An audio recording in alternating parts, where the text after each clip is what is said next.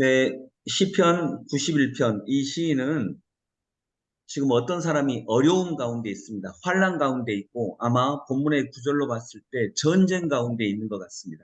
그런데 전쟁 가운데 있으면서 또한 전쟁만 있는 게 아니라 전염병의 어려움도 있습니다. 그렇게 여러 가지 어려움이 겹쳐 있는 너라고 하는 사람이 있습니다.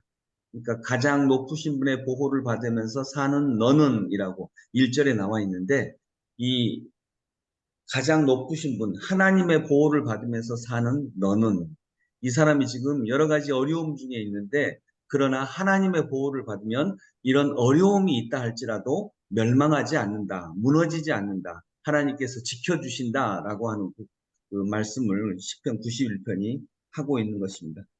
오늘 저에게 주시는 말씀은 14절 말씀인데, 하나님께서 말씀하신다. 그가 나를 간절히 사랑하니 내가 그를 건져주겠다. 이 말씀입니다.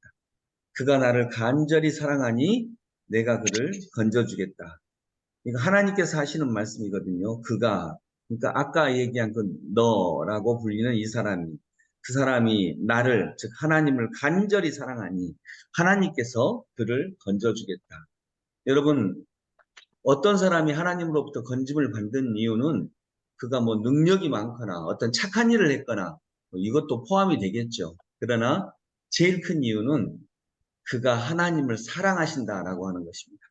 그가 하나님을 사랑하니까 하나님도 그를 사랑하면서 서로 사랑하는 사이가 됩니다. 여러분, 착하다고 지켜줍니까? 아닙니다. 이 세상에 착한 사람 되게 많거든요. 그런데 사랑하는 사람은 지켜줍니다. 때로는 내가 목숨을 던지면서 지켜줍니다.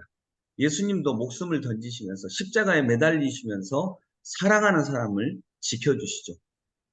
그래서 오늘 하나님께서 그라고 하는 어떤 사람이 어려움에 빠져 있는데 전쟁도 있고 환란도 있고 전염병의 위험 속에도 있고, 그런데 하나님이 그를 지켜주십니다. 왜요?